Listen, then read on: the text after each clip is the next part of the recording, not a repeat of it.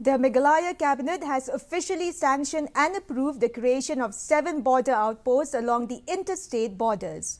The Chief Minister said that there will be border outposts in Muriap in East Jantia Hills, Mukro and Titwe in West Jantia Hills, Rani Jirang in Ribhoi, Umwali in West Khasi Hills, Lejadubi and Langpi. He added that the border outposts are being set up in non-areas of differences.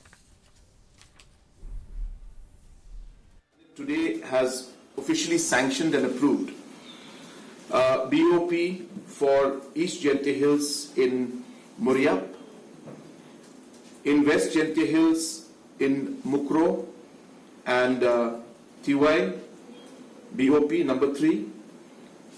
This is in West Jantia Hills. In Ribhoi, in Rani Jirang, the BOP has been approved. In West Khasi Hills, in Umwali, number 2 in Lejadubi, and number 3 in Langpi.